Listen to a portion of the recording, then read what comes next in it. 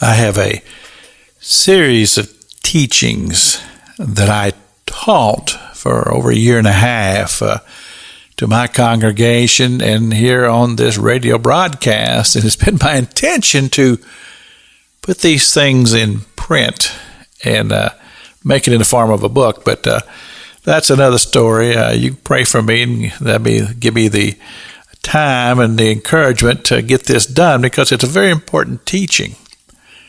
And it came out of a process in my life. I grew up in a church in Kentucky, and we had great faith as far as doctrine and things, but there's a lot to be learned about the Holy Spirit that God has been trying to teach me through all of these years.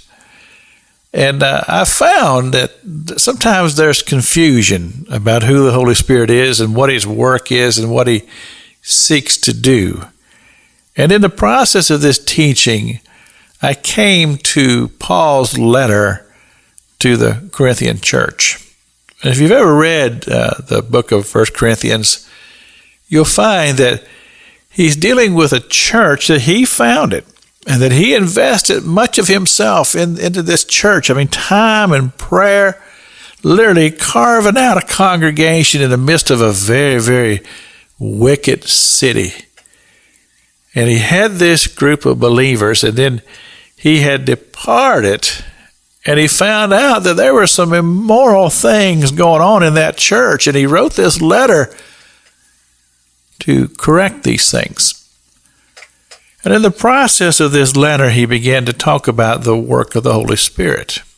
And the thing that really came to me in the midst of my studies is that the things that he talked about, he was talking about people who had allowed the Holy Spirit to be manifested in the church, but yet at times it really wasn't the Holy Spirit. It was people who were trying to imitate the Holy Spirit. I know I'm going to get in a lot of trouble by saying these things, but the truth of the matter is that the Holy Spirit works in the lives of individuals, and He works in unique ways. But the purpose of the Holy Spirit, as Jesus said, "I will send you another comforter into the church," was to empower the church to do the mission. And the mission is simply this: what Jesus said to the church in His departing words. He says, "Go ye therefore to all the world, preach the gospel."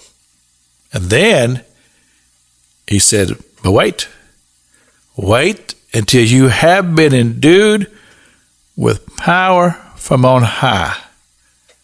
And He sent the Holy Spirit. He sent the Holy Spirit into the church, and we have it evidenced to us in the second chapter of Acts, that powerful move of God, which brought such boldness into the church, that tremendous sermon that Peter preached on the day of Pentecost. And just literally, I said it, the church just exploded out of that little room, empowered by the Holy Spirit. And to me, that becomes the example and the pattern for the church, that we go forth with the mission in mind, empowered by the Holy Spirit. It's Pastor Jack King with the gospel on the radio broadcast.